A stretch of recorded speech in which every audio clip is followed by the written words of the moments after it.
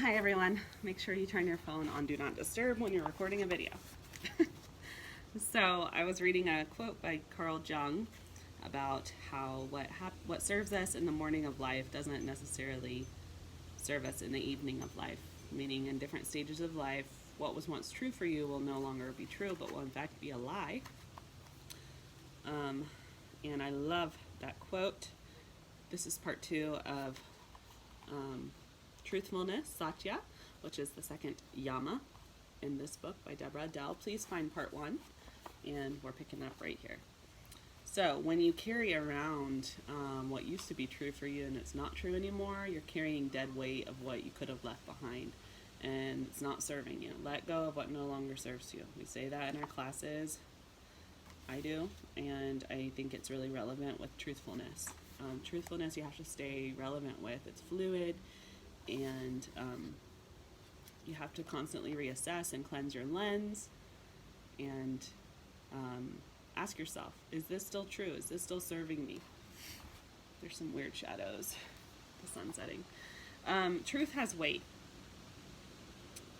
When we run from life, try to manage life, or leave our energy scattered here and there, we feel differently than when our whole self shows up with our thoughts, words, and actions congruent and unified.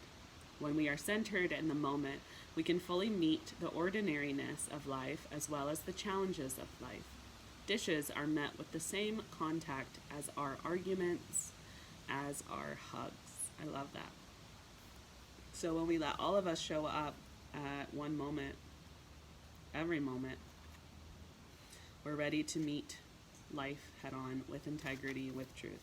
It is heavy and difficult to do that all of the time, but necessary. Requires courage to live with this rawness, to live with a willingness to be true at all times. But what are we so afraid of? What might my life look like if I were willing to contact truthfulness in every moment? And she finishes with the power of truth, talking about Gandhi, which we're going to get into a quote by Mahatma Gandhi, in this last little section, questions for exploration. So I hope you'll join me in challenging yourself. I'll give 4 options, and you can break them into 4 weeks or days or however you want to do it. I'm bringing you a jewel from the Yamas and Niyamas about once or twice a week, so you can watch these at your leisure. You can spread them out as much as you want. So we're going to read this quote here. Mahatma Gandhi says, "I know that in embarking on nonviolence, I shall be running what might be termed a mad risk. But the victories of truth have never been won without risks."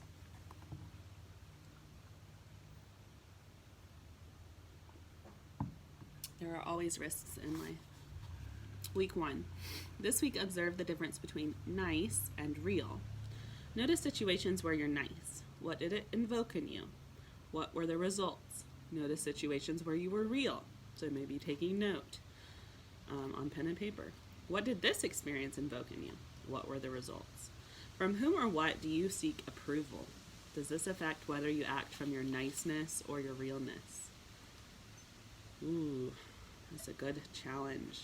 Because it's so easy to just be nice rather than real. And I'm not saying when you're real you're mean, but you just are. You are yourself, whether it's nice or mean, perceived that way.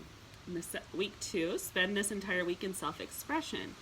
Make movement towards the external world with your internal hopes and dreams. Act on life-giving opportunities despite the consequences. Observe what happens in you. Observe how others react. If you find yourself in self-indulgence, ask yourself, what am I not expressing? Okay, so when you're going for that second piece of cake, or, second plate of food when you're not hungry, like whatever, that's for me, where I overindulge is overeating, and it's tied to emotional eating.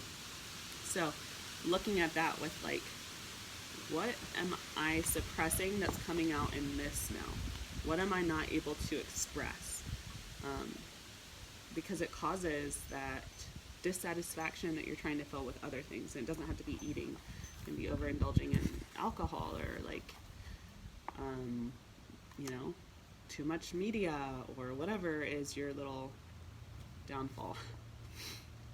So look at that, pay attention, and try to frame it with what am I not expressing.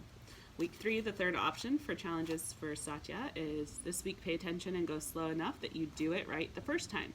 Make this week as a week where you don't have to backtrack or apologize or correct mistakes, and where you don't run from any hard task that presents itself. Face each moment head on with clarity and courage. Awesome. And week 4, this week look at ideas and beliefs that once served you and now have become archaic. You may unknowingly be holding on to things that you no longer need.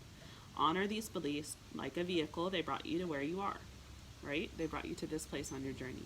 And as you let go of what no longer serves you, pay attention to where denial shows up and celebrate your movement towards a clearer, more authentic you. That is so beautiful.